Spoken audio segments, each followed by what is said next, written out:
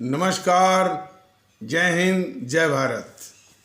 भारतीय अवाम ताकत दल अपने भारतीय भाई बहनों अर्थात अपने देश भारत की जनता अर्थात अपने भारतीय अवाम से भारतीयता आधारित आपसी श्रद्धा, भारतीयता आधारित आपसी स्नेह, भारतीयता आधारित आपसी प्रेम, भारतीयता आधारित आपसी अखलाक मोहब्बत, भारतीयता आधारित आपसी सहयोग, भारतीयता आधारित आपसी सम्मान, भारतीयता आधारित आपसी एकता, भारतीयता आधारित आपसी भाईचारा तथा भारतीयता आधारित आपसी सद्भाव को समझने व उसे आत्मसात करके वैसा ही आचरण एवं व्यवहार करने हेतु और इसके पूरे देश में प्रचार प्रसार करने हेतु और इसकी अहमियत और महत्व को प्रत्येक देशवासी को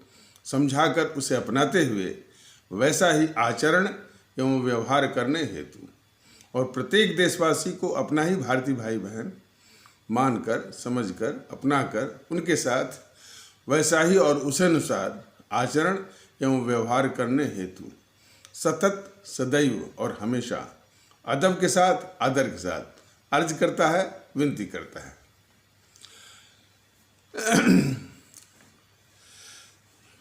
पिछले कुछ एपिसोड में जो भारतीय अवाम ताकत दल की जो सोच है, हमारे आदरणीय भारतीय भाई बहनों के स्वास्थ्य के विषय में, स्वास्थ्य सेवाओं के विषय में और शिक्षा व्यवस्था के विषय में, उसका एक नमूने की रूपरेखा बताने की कोशिश की गई थी। उसमें एक संदर्भ छूट गया था कि ये केजरीवाल महोदय जो मुख्यमंत्री हैं दिल्ली के, तो ये बहुत ढिढोरा पीटते हैं कि इनके लोग, ये खुद और इनके लोग और इनका विज्ञापन बहुत ढिढोरा पीटता है कि दिल्ली में जो है स्वास्थ्य की सेवाएं, शिक्षा की सेवाएं बहुत उच्च स्तर की गई हैं, लेकिन जो रिपोर्टें आ रही हैं वो सिर्फ दिखावा। जो कोई यदि गरीब और आम बीमार पड़ गया तो दवाएं जो है वो सब वो बाहर आपको खरीदनी पड़ती हैं और तमाम तरह की जो है वो जो खरीद करनी पड़ती है, सारी जो समस्याएं हैं, तो एक आम और गरीब आदमी के बस का होता नहीं है। और या तो उसकी अच्छी खासी कमाई उसमें चली जाती है और वो किसी न किसी संकट में, आफत में आ फंसता है। तो ये उसका ढिढोरा, जैसे कि और भी वो झूठ ही बोलता रहता है, लेकिन केजरीवाल बड़ी मासूमियत के साथ झूठ बोलता है। बल्कि झूठ बोलने वालों में एक केजरीवाल और दूसरा जो राहुल, जो गद्दार है इस देश का, गद्दार तो ये भी है। दोनों के झूठ बोलने की शैली में ये अंतर है कि ये बहुत शांत होकर के बड़े मासूमियत के साथ जो है बहुत बड़े झूठ को बोलता है, और वो भी बहुत बड़े झूठ को बोलता है, लेकिन थोड़ा वो उत्तेजित होकर बोलता है। और वो गद्दार जो राहुल है इस देश का, राहुल गांधी, तो ये हमेशा झूठी बोलता है। तो और इसके जो जितने सिपह सालार हैं केजरीवाल के, वो भी झूठ ही बोलते हैं और इसका विज्ञापन भी झूठ बोलता है। तो स्वास्थ्य की सेवाओं में वो कहता है कि हमारे यहाँ मोहल्ला क्लिनिक है, वो है, और कुछ स्कूलों के भवन, बिल्डिंग बनवा दिए होंगे, लेकिन उनमें कोई सुधार और ऐसा सुधार कि जो आम और गरीब भारतीय भाई बहनों के लिए कोई सुविधा हो, ऐसा बिल्कुल नहीं है। लेकिन भारतीय जनता दल वह किसी के कहने पर, किसी के रिपोर्ट करने पर, किसी मीडिया पत्रकार के कहने पर नहीं, स्वयं ऐसी एक तंत्र की व्यवस्था करेगा कि उसकी सूचना, उसकी जानकारी मिलते ही यानी सारी जो कमियां हैं, सारी रुकावटें अपने आप वो दूर करेगा।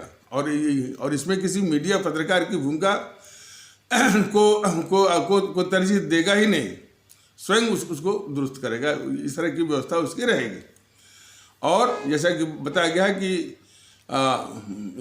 शिक्षा सेवा, हाँ, शिक्षा व्यवस्था और स्वास्थ्य सेवा वह सबको बराबर और विश्व स्तर की, सिर्फ अदायगी जो है उसकी आर्थिक स्थिति के अनुसार, लेकिन वो बिल्कुल बराबर के रूप में, और सबको इसी को जो है वो सुनिश्चित करेगा। तो दिल्ली में भी जो है कई भारतीय वाम ताकत दल के पदाधिकारी और कार्यकर्ता बता रहे थे कि जो इसका जो ये केजरीवाल है, केजरीवाल तो गद्दार भी है इस देश का, और कई ऐसे मौके आए हैं जो कि इस बात को प्रमाणित भी करते हैं। और तो ये उसका दावा, इसका ढिढोरा बिल्कुल झूठा है। स्वास्थ्य सेवा में कोई सुधार नहीं है, बल्कि हमारे जो गरीब और आम भारतीय भाई बहनों जो कि दिल्ली में निवास करते हैं, उनके लिए अभी भी अभिशाप बना हुआ है। तो ये सभी की जानकारी के लिए, वैसे भी दिल्ली के लोगों को चाहिए कि जब भी कोई चुनाव आए, चाहे म्यूनिसिपल कॉरपोरेशन का चुनाव है, कोई भी चुनाव, इसको शिकस्त दें। और इसके हौसले, इसका मन बहुत बड़ा हुआ है कि हम जो है मुफ्त बिजली, मुफ्त पानी की लालच दे करके हम दिल्ली के लोगों को मुफ्तखोर बना करके वोट हम बटोरते रहेंगे। तो जैसे कि वोट बटोरने का एक अलग तरह की मशीनरी, एक अलग तरह का छल कपट का वो साजिश चलती है अपने देश में। तो उन्हीं साजिशों में से एक ये भी है मुफ्त बिजली, मुफ्त पानी का। जैसा कि पिछले एपिसोडों में बताया गया है, भारतीय जनता दल बहुत जल्द अपने संगठन का ढांचा तैयार करके, तंत्र का ढांचा तैयार करके आप सभी आदरणीय भारतीय आवाम के बीच में बहुत जल्द आएगा। और भारतीय एकता का, भारतीयता का, भारतीय भाईचारा का और भारतीय सद्भाव का, भारतीय और सम्मान, सहयोग, भारतीयता आधारित और इस अहमियत को बताने, समझाने, निवेदन करने, वो जल्द ही अब आप सभी के बीच में आ रहा है। और यह भी बताने आएगा कि ये भारतीयता का माहौल, भारत जो राष्ट्र है उसके वजूद के लिए, उसके नींव के लिए कितना ज़रूरी है और कितना लाभदायक है। और ये वास्तव में हमारे जो अमर शहीद हैं, परम आदरणीय नेताजी, राष्ट्रभक्त शिरोमणि नेताजी सुभाष चंद्र बोस से लेकर के हमारी अमर शहीद श्रीमती रानी गडलियू इत्यादि तक की कुर्बानी और शहादत, और उनके सपनों के भारत राष्ट्र के लिए जरूरी है भारतीयता आधारित प्रेम, इखलाक, मोहब्बत, एकता, भाईचारा, सद्भाव और सहयोग, सम्मान, सब कुछ, और देशभक्ति, राष्ट्रभक्ति, मुल्क परस्ती और अवाम परस्ती। तो इसकी अहमियत को बताने बहुत जल्द आप सभी के बीच में आ रहा है, वो अपने संगठन का ढांचा और तंत्र खड़ा करते हुए। तो एक आवश्यक और भी निवेदन इस संबंध में भारतीय आवाम ताकत दल करना चाहता है कि देश ने एक किसान का रूप देखा होगा, किसान आंदोलन का रूप, और किसान का आंदोलन देख रहा है, किसानों का वो रूप देख रहा है कि उनके वो ठाट बाट यहाँ तक कि वो शराब फलाने ठिकाने और इतने और इतने ऐश्वर्य और ऐशो आराम की सुविधाओं से लैस एक स्वरूप वो भी है। और वास्तव में वो किसान है भी नहीं। वो निश्चित रूप से जो है, जो देश विरोधी ताकतें हैं, जिन्होंने फंड मंगाया हुआ है उन ताकतों के लिए, वैसा उनका रूप है। और वैसे भी टिकट वगैरह की और भी खुलासे भी हैं कि इतनी संपत्ति उन समूह ने अवैध रूप से अर्जित की है, तो ये उनका धंधा है। लेकिन हमारे देश में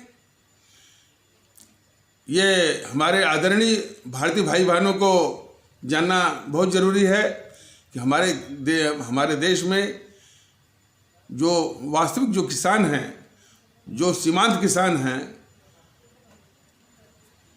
उनकी तादाद, उनकी प्रतिशत बहुत ज़्यादा है। बल्कि 80, 85, 90% वही हैं जिनकी कोई जुबान नहीं है, जिनकी बात उठाने वाला कोई नहीं है। लेकिन भारतीय जनता का दल उन्हीं की जुबान बनेगा, उन्हीं की भाषा बनेगा। तो खास करके उत्तर प्रदेश में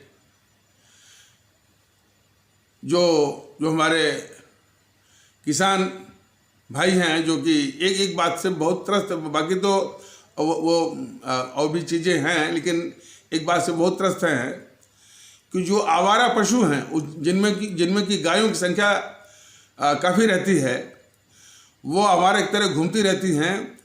और हमारे जो किसान भारतीय भाई बहन हैं, जो कि परिश्रम करके, दिन रात परिश्रम करके खेतों में फसल उगाते हैं, और वो उसका नुकसान कर देती हैं, वो चर जाती हैं। और चूँकि योगी जी का थोड़ा गायों के प्रति एक विशेष स्नेह है, और इस तरह का प्रशासन और पुलिस विभाग भी महसूस करता है, तो इस तरह की वो शिकायत भी नहीं कर पाते हैं बेचारे। तो इस तरह से वो बहुत दुखी रहते हैं कि एक तो सीमांत किसान हैं, और छोटी उनकी काश्तकारी है, और थोड़ी सी भूमि है, और उसी में जो खेती होती करते हैं, मेहनत करते हैं, और उनका पूरा परिवार उसमें लग जाता है। और फिर ये आवारा पशु या आवारा गायें जो है आकर के जो है पूरा उसका नुकसान कर जाती हैं। तो ये हमारे आदरणीय मुख्यमंत्री श्री योगी आदित्यनाथ जी से ये निवेदन है, और यदि ये YouTube का संदेश उनके तक पहुंचता है, तो ये उनसे अनुरोध है कि जरा वो इधर ध्यान दें, और हमारे ऐसे किसान भाइयों का जो ये कष्ट है, जो दुख है इस संबंध में, जो आवारा पशुओं और आवारा गायों के द्वारा उनकी फसलों का नुकसान करने के संबंध में, इस पर वो समुचित ध्यान दें, और इस समस्या का निवारण जल्द से जल्द करने की कृपा करें। और यह कोई चुनावी मुद्दा नहीं बनाया जा रहा है, लेकिन यदि समाधान नहीं हुआ तो स्वाभाविक है कि ये चुनावी मुद्दा भी बन सकता है। लेकिन चुनावी मुद्दा बनाने के इरादे से, या कोई इशू बनाने के इरादे से, या वो कुछ भी नहीं कहा जा रहा है। अभी तो मात्र निवेदन है अपने आदरणीय मुख्यमंत्री योगी आदित्यनाथ जी से कि इसकी समुचित व्यवस्था करें, और किसानों की इस समस्या से हमारे किसान भारतीय भाई बहनों को निजात और मुक्ति दिलवाएं। ये टीवी चैनलों में तमाम इस तरह का हुआ खड़ा करना न हुआ, और वास्तविकता भी है, वास्तविकता भी है कि जो विदेशी जो तंत्र है, और खासकर आतंकवादी संगठनों का जो तंत्र है, और इस समय तो जो खालिस्तानी, जिसमें कि एक वो जो है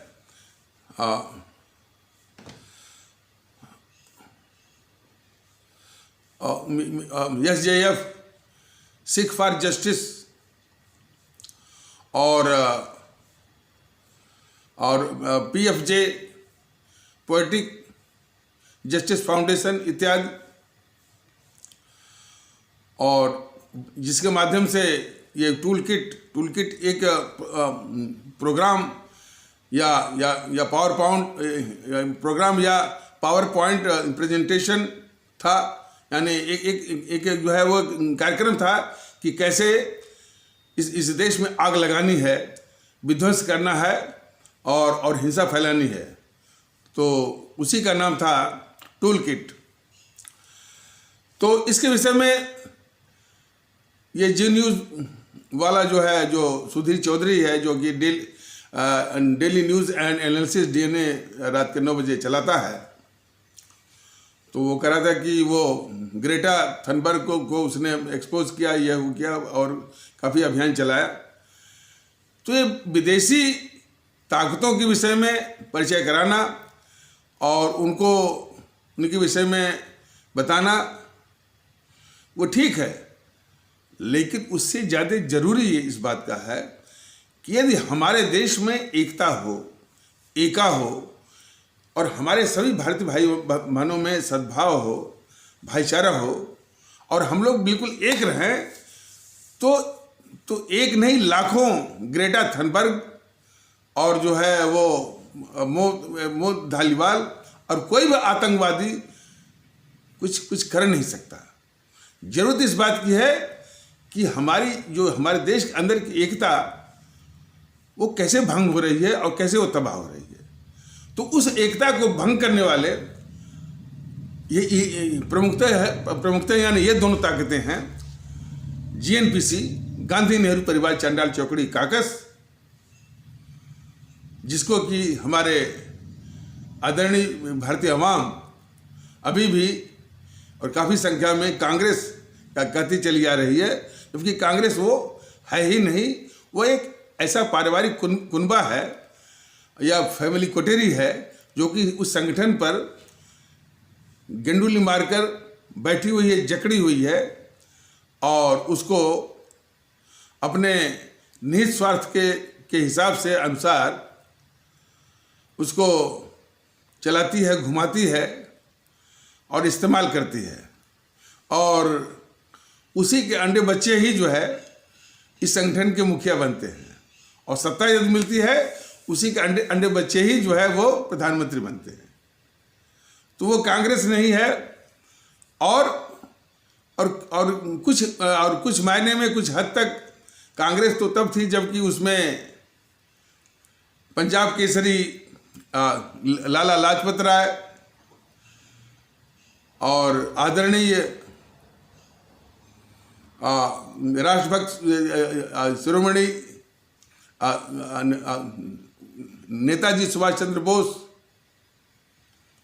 और लोकमान्य बाल गंगाधर तिलक, M.A. अंसारी आज जैसे महान राष्ट्रवादी और देशभक्त नेता थे।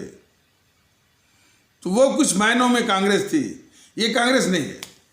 इसलिए हमारे आदरणीय भारतीय भाई बहन इसको भी समझें, इसको कांग्रेस कहना छोड़ें।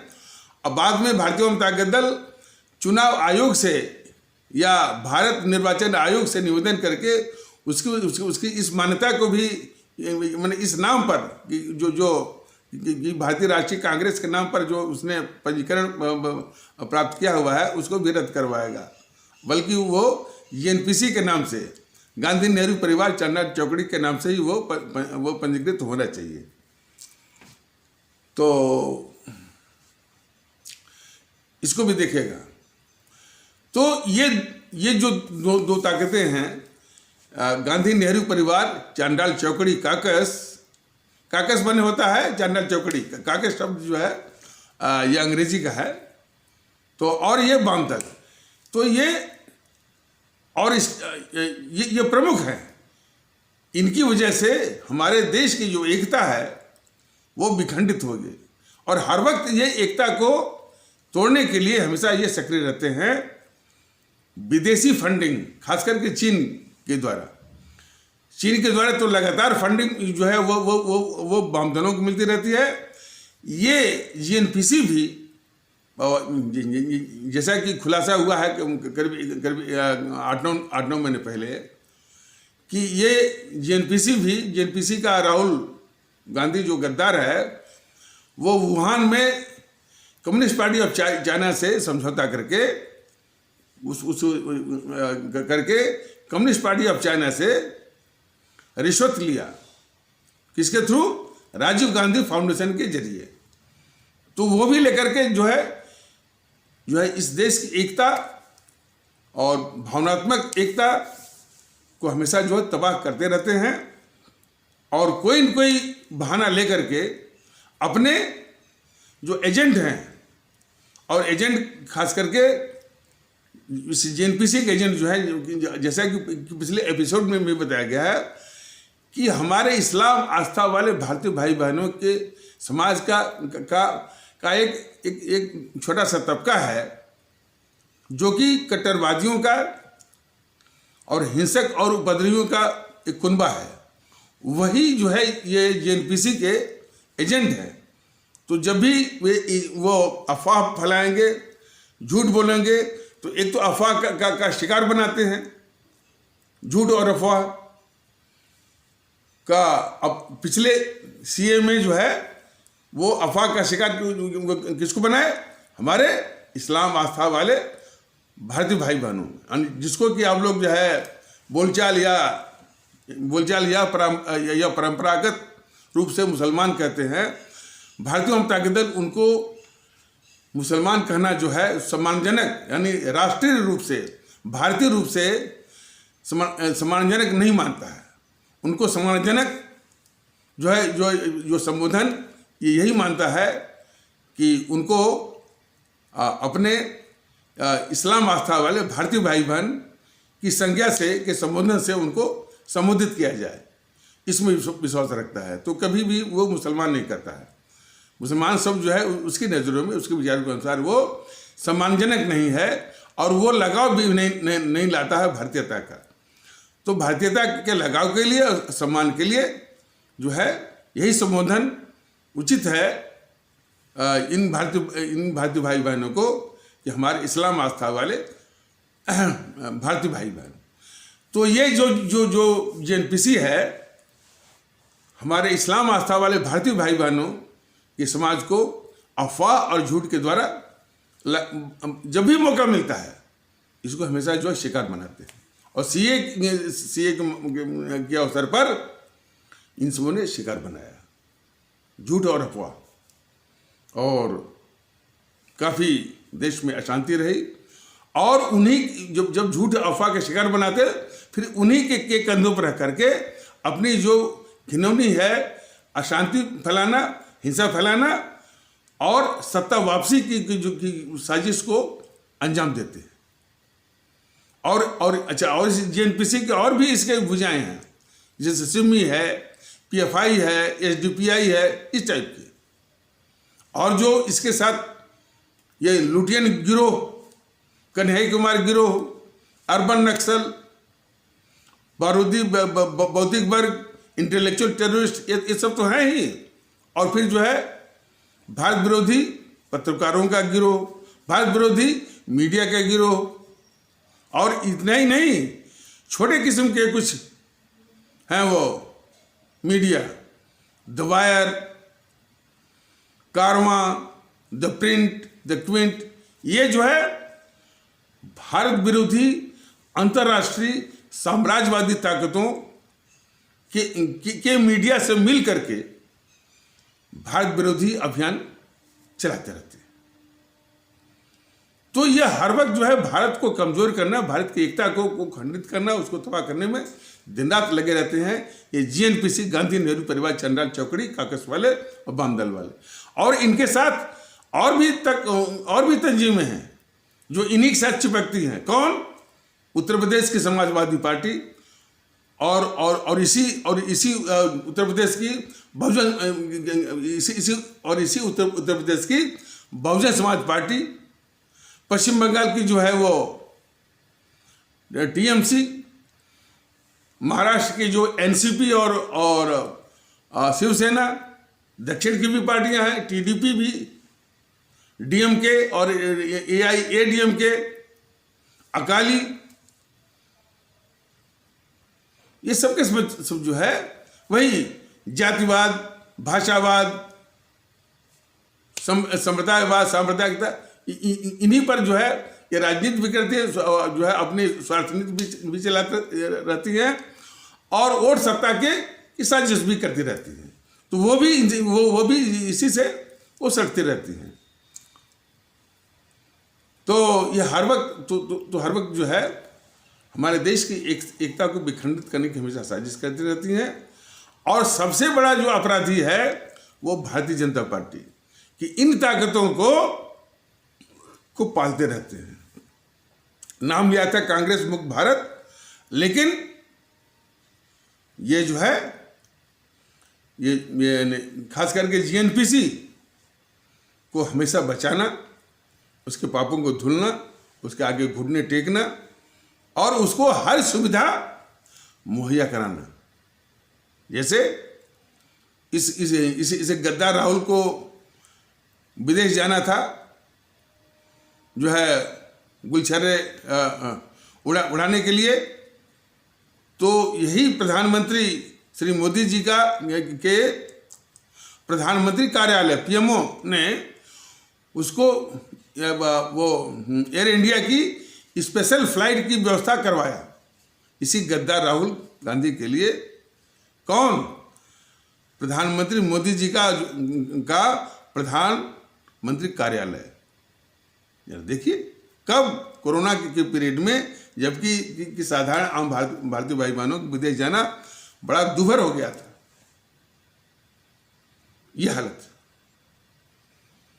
और जैसा कि बताया भी गया कि इसी जो सोनिया गांधी जो इस देश की गद्दार है, उसकी 3000 क्लस्टर बसें जो है केजरीवाल के संरक्षण में चलती हैं और मोदी जी की जानकारी में चलती है। जो इन सबों ने जमीन हड़पी थी, ये इस जीएनपीसी का जो है वो प्रियंका गांधी और वो रॉबर्ट वाड्रा जो उसका पति है, राहुल गांधी,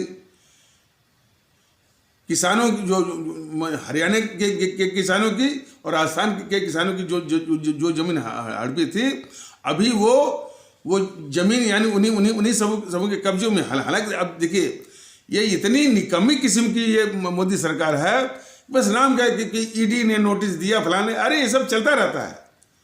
ये ताकतें इतनी खूंखार किस्म की हैं, इतनी ताकतवर हैं कि इनको ईडी फीडी के जो सुप्रीम कोर्ट को कुछ समझता नहीं तो ईडी फीडी की वो जो जान क्या करेगी। कोई कह रहा था कि अरे साहब इस देश में कानून है, कानून प्रक्रिया।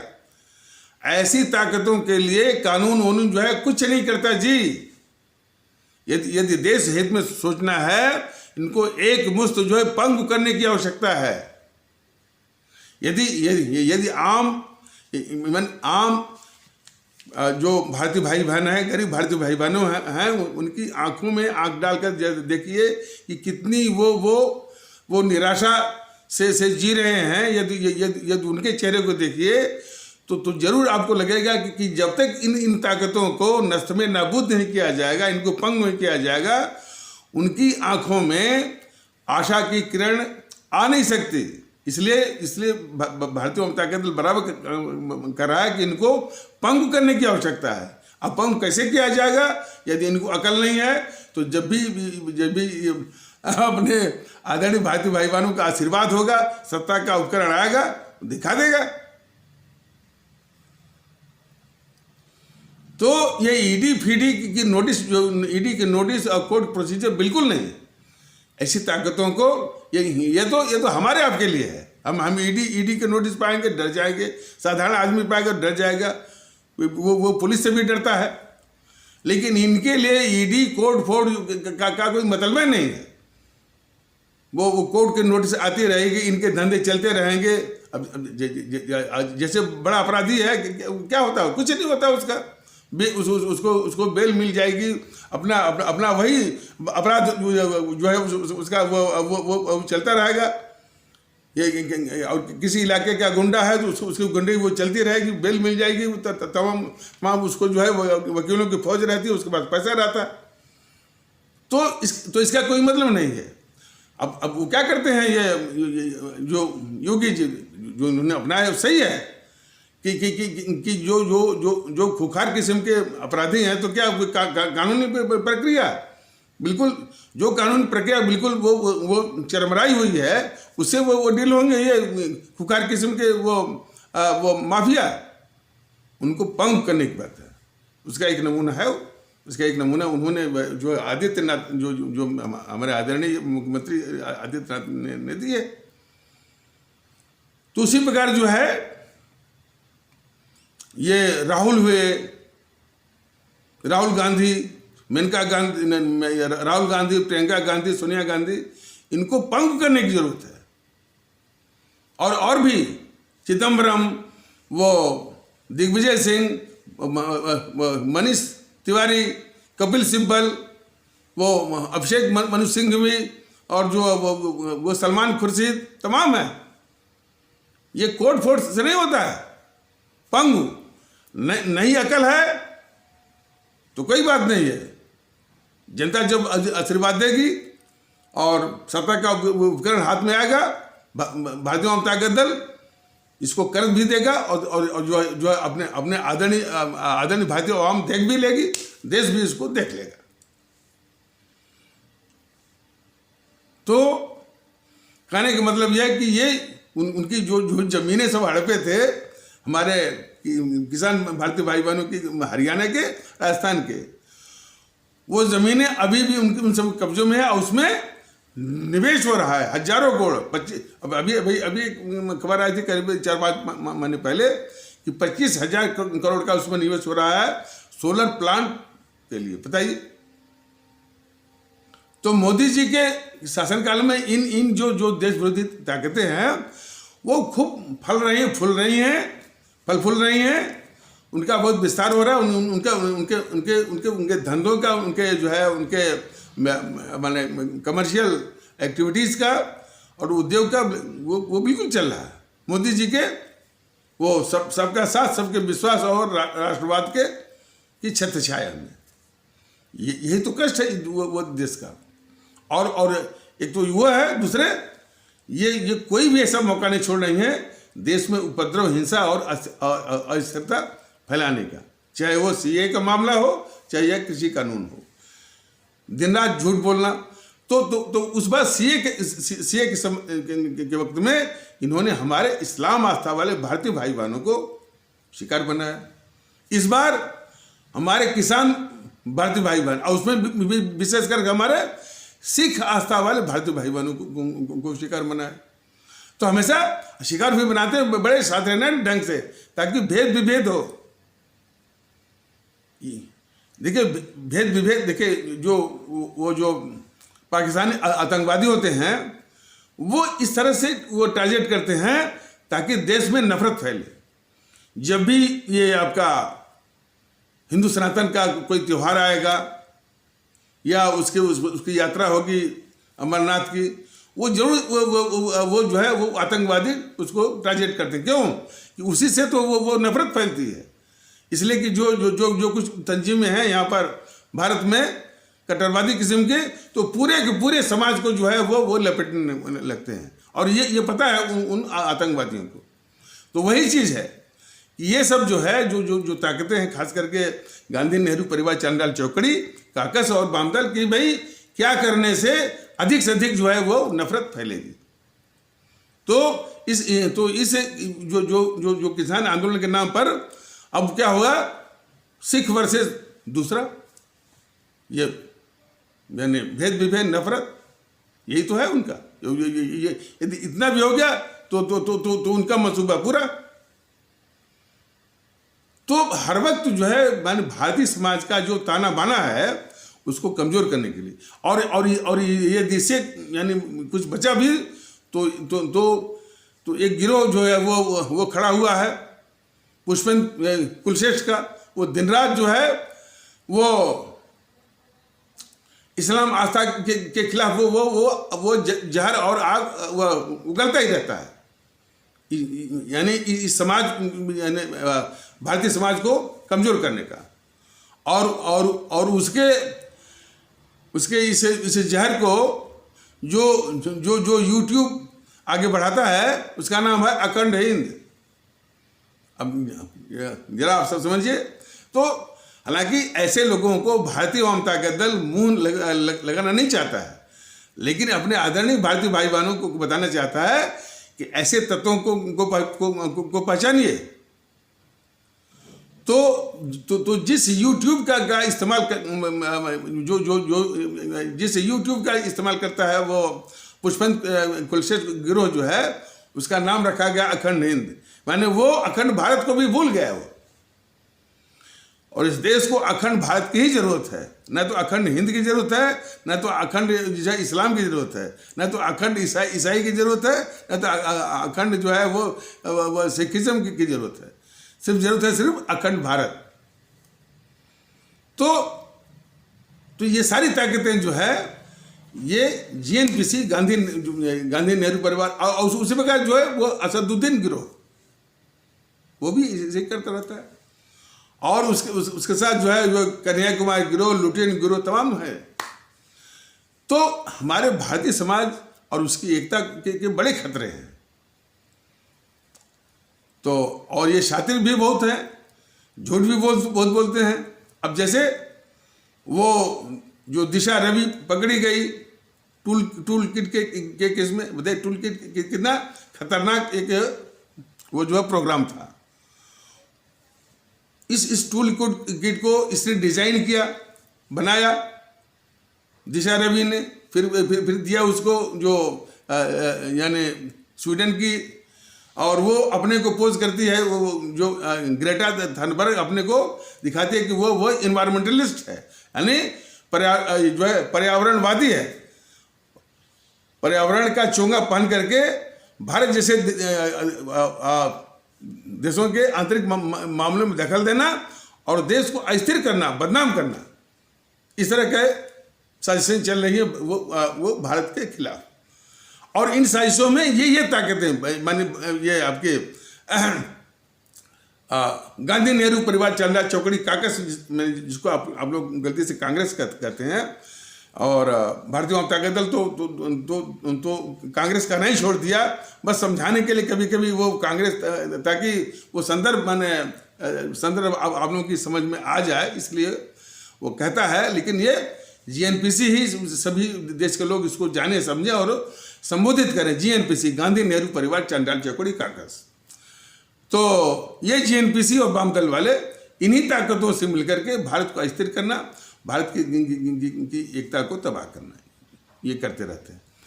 और जो यानी जिन तर्कों का इस्तेमाल करते हैं वो तर्क जो है, एक अंग्रेजी में कहावत है, putting the ostrich before the truth, मतलब कि सत्य के आगे बहुत बड़ा शुतुरमुर्ग खड़ा कर देना, ये उनकी आदत होती है। अब जैसे इसको समझने के लिए, चूँकि काफ़ी हमारे जो भारतीय भाई बहन वो गांव देहात के हैं, उसी पृष्ठभूमि के हैं, तो यदि उसी वातावरण में समझाया जाए तो उनको आसानी से समझ में आ जाएगा। जैसे ऐसा समाज है, वो नृत्य हो रहा है, नग्नता का वहाँ पूरा बोलबाला है, तांडव है, और ऐसे है कि अब ये कहने में हमको दिक्कत हो रही है, लेकिन थोड़ा समझाने के लिए, किसी की पत्नी हो, कोई भी पति हो, उसके साथ पता नहीं क्या वो इस तरह से वो डांस में वो करते रहते हैं। अब चूंकि हमारी आपकी मानसिकता जो भी अवशेष बची है, हालांकि इसकी न्यूनता हो गई है कि हम लोग जो है प्रभु राम के भी आदर्श को याद करते हैं। प्रभु राम ने जब पहली बार माता सीता को देखा था, वो जनकपुरी की बात मैं कह रहा हूँ, तो एक बार जब देखा तो उनका जब ध्यान आया इनका माता सीता का उनके दिमाग में, तो उनको लगा कि भाई आज तक तो हमने जो है किसी भी नारी को सपने में भी नहीं देखा, ये क्या बात है कि ये छवि जो है मेरे मन में आई है। तो उसी को वर्णन था कि जे सपने हूँ पर नार न हेरी, सपने में भी दूसरी स्त्री का स्वप्न में भी ख्याल नहीं आया। ये परंपरा रही है हमारे भारतीय समाज की कि पर नारी का स्वप्न में भी जो है वो ख्याल न आने का एक आदर्श रहा है। वो आदर्श हमारे प्रभु राम ने स्थापित किया है। सिर्फ माता सीता का के देखने के बाद उनका ख्याल आया और वो उनकी वो माने धर्मपत्नी जो है माता सीता के रूप में बन गई। तो जे सपने पर नार न हेरी, मतलब कि स्वप्न में भी पर नारी का ख्याल नहीं आना, ये हमारा आदर्श है।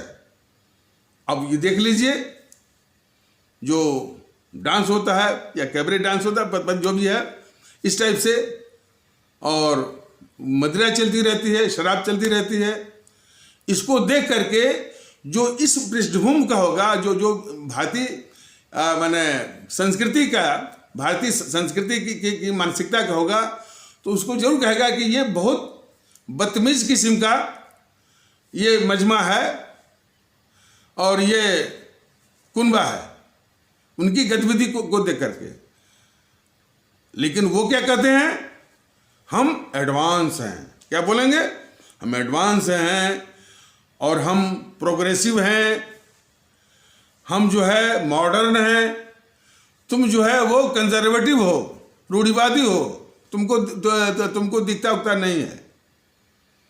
तो ये जितने भी शास्त्रीय किस्म के अपराधी होते हैं, ये उन शब्दकोश से, डिक्शनरी से उन शब्दों को उठा करके अपने अपराधों को, अपने पापों को छुपाने के लिए इन शब्दों को चिपकाते रहते हैं। वो समाज रहेगा जो गतिविधि करता है कि वो घटिया किस्म का, बदतमीज किस्म का रहेगा, जहाँ पर नग्नता, फुहड़पन, ऑब्सेनिटी और वल्गरिटी वो चलती रहेगी। लेकिन वो नाम क्या देंगे, एडवांस, मॉडर्न, प्रोग्रेसिव। दूसरा उदाहरण, हम आप या कोई मैंने या तो जानबूझ करके या फंस गए, वो रिश्वत देनी पड़ती है बाबू को, चपरासी को, पुलिस वालों को, जो भी है, मजबूरी में या आदतन, दो ही बात होगी, या तो आदत होगी या मजबूरी होगी। या टीटी वालों को जो रेलवे के होते हैं, तो इसको बोलते हैं रिश्वत या घूस। तो हम लोग तो वही बोलते हैं कि रिश्वत है भाई, और रिश्वत लेना देना दोनों गलत है, दोनों पाप है। लेकिन जब ये इसको बड़े बड़े उद्योगपति यही काम करते हैं, और जब बड़े बड़े अधिकारियों को, मंत्रियों को अपने से अपना काम करवाने के लिए, अपने पक्ष में मिलाने के लिए, जब इस तरह का वही काम करते हैं, वो भी रिश्वत देते हैं। तो इस रिश्वत का जो धन जो है वो जितना उनको खर्च करना होता है, इसके लिए एक अलग फंड ही जो है वो एलोकेट कर लेते हैं, और उस फंड का नाम रिश्वत नहीं रखते हैं, कहते हैं लॉबिंग चार्जेस। रहता है वो रहता है वो रिश्वत देने के लिए, घूस देने के लिए। लेकिन उन सबों के जो चमचे किस्म के होते हैं, कुछ बौद्धिक वर्ग जो है वो वहाँ से डिक्शनरी से शब्द उठा करके वो चिपका दिया लॉबिंग चार्जेस। तो अब इस तरह के हम नहीं कहते हैं कि उद्योग जगत में सभी ऐसे हैं।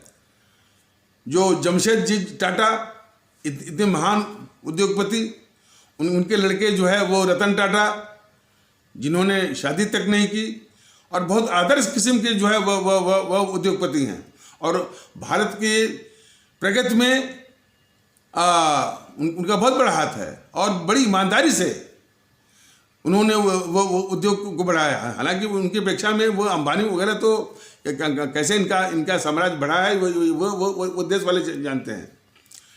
तो तो ऐसे भी जो है उद्योगपति हैं, लेकिन कुछ उद्योगपति जो है जो कि इस तरह का वो जो करते हैं लॉबिंग चार्जेस, और खास करके विदेशी जो है वो एमएनसी कंपनियां वो यही करती हैं लॉबिंग चार्जेस के। तो उनको बोला गया कि भाई आप जो है वो समाज के लिए कुछ करिए। तो एक ऐसा शब्द, ऐसा जुमला या टर्म कॉइन किया गया, CSR, कारपोरेट सोशल रेस्पॉन्सिबिलिटी। अब वो कुछ नहीं है, वो किसी एनजीओ फेजीओ को ढूंढते हैं और उसमें कुछ फंड लगाते हैं, उससे वो हिस्सा लेते हैं, और वो एनजीओ भी उस फंड को वो एनजीओ दिखा देता है कि हमने समाज में ये किया, वो भी फर्जी दिखा देता है कि हमने गरीब बच्चों को ये किया वो किया, और वो भी सिर्फ कागज पर। और वो ये उद्योग वाले उसी वो एनजीओ को पैसा दे करके अपनी कारपोरेट सोशल रेस्पॉन्सिबिलिटी CSR को निभाने का जो वो ढिढोरा पीटते हैं, दम भरते हैं। तो कहने का मतलब तो उसी प्रकार जो है, जब ये दिशा रवि पकड़ी गई, भारत के खिलाफ जो है टूल किट बना करके वो आग लगाने की और इतनी बड़ी गद्दारी किया, तो ये गद्दार जो है प्रियंका गांधी क्या बोल रही है कि ये बंदूक वाले उससे डर गए। आप इनके शब्दों पर जाइए कि ये हमेशा झूठी बोलते हैं। ये मिल करके मोदी जी के कायर यानी शासनकाल में ये देश विरोधी ताकतें तांडव कर रही हैं। अब बोलते क्या है, लोकतंत्र खत्म हो गया, संविधान की हत्या हो गई, अभिव्यक्ति की और यानी सब कुछ देश के खिलाफ जो है वो बोलते जाएंगे भारत के खिलाफ। अब बोले क्या, अभिव्यक्ति की आजादी खत्म हो गई। शहीन बाग में जो नारे लग रहे थे, छीन के ले गया आजादी, छीन के ले गया आजादी, और किसी ने पूछा कि भाई और जब हम भी गए थे, हमने पूछा कि क्या लग रहा, तो वो वहां पर कुछ तत्व तो बोले थे कि हम संविधान की रक्षा कर रहे हैं। तो कहने का मतलब यह है कि ये शातिर किस्म की ताकतें हैं, इनको पहचाने यानी कितना बड़ा झूठ बोलती हैं। ये केजरीवाल जो है कितना वो तांडव कर रहा है, आपातकाल लग गया है, देश के खिलाफ ये साजिश करता है ये केजरीवाल, लेकिन आपातकाल लग गया। लेकिन सब ये सामाजिक जो अनुशासनहीनता है, अराजकता है, संवैधानिक अनुशासनहीनता जो अराजकता है, यह मोदी जी के शासनकाल में चल रहा है, जो राष्ट्रवाद का मुखौटा और सबका साथ सबका विश्वास का मुखौटा पहने हुए हैं। तो इसीलिए भारतीय जनता पार्टी दल इनको बता रहा है कि ये सबसे अराजक, एनार्किक और सबसे वो एनार्किस्ट, कयाटिक, अराजक प्रधानमंत्री जिनके शासन के अधीन ये देश विरोधी ताकतें, जिनको पंग करना चाहिए, जिनको नष्ट में नाबूद करना चाहिए, वो जो है तांडव कर रही हैं, इनके आगे घुटने टेक रही हैं। और ऊपर से वो कह क्या रही हैं, लोकतंत्र खत्म हो गया, अब व्यक्ति की आज़ादी खत्म हो गई, संविधान की हत्या हो गई, आपातकाल लग गया, इस तरह से। तो इन शब्दों को पहचानने की जरूरत है। तो खैर, भारतीय जनता पार्टी दल अपने आदरणीय भारतीय भाई बहनों को से निवेदन कर रहा है, उनको जगा रहा है, इनको पहचानिए, इन ताकतों को भी। और जो ये गद्दारी कर रहे हैं भारतीय जनता पार्टी वाले और मोदी जी देश के खिलाफ, यानी इन ताकतों को पाल करके और इनके आगे घुटने टेक करके, तो इसको समझने की जरूरत है हमारे आदरणीय भारतीय भाई बहनों को। और ये उनके कंधों पर जिम्मेदारी, और साथ में उन्हीं की बातों को आगे बढ़ाने के लिए इस तरह की मीडिया जो है मीडिया जो है विदेशी ताकतों के विषय में बहुत कुछ कहेगा, लेकिन अपने देश के अंदर की ताकतों के विषय में उसकी जो है वो उसकी जो है घिघी बंद रहती है। ये वाम दल वाले कितने खतरनाक हैं, ये जेएनपीसी कितनी खतरनाक है, बस सुट हो जाएंगे। उनके प्रवक्ताओं को बुलाएंगे, उनके हौसले बढ़ाएंगे, ये तो करते हैं। तो खैर ये हम कितना भी करते हैं, ये एपिसोड जो है लंबा हो जाता है, लेकिन फिर भी सुनने में आता है कि हमारे भारतीय भाई बहन उतने ही प्रेम और श्रद्धा से इसको देखते हैं। और भारतीय जनता का जो निवेदन करता है उसका मर्म को समझिए कि वो चाहता क्या है। सिर्फ यही चाहता है कि आप सारी तकलीफों से, सारे कष्टों से दूर रहें, यही उसकी कामना भी है। राष्ट्र जो है हमेशा मजबूत रहे और उसका मुख्य आधार है भारतीयता। और सारी चीज़ को भूल जाना है, ये जात पात बिल्कुल नहीं, जात संप्रदाय वगैरह बिल्कुल नहीं। हम भारतीय हैं मूल रूप से हमेशा और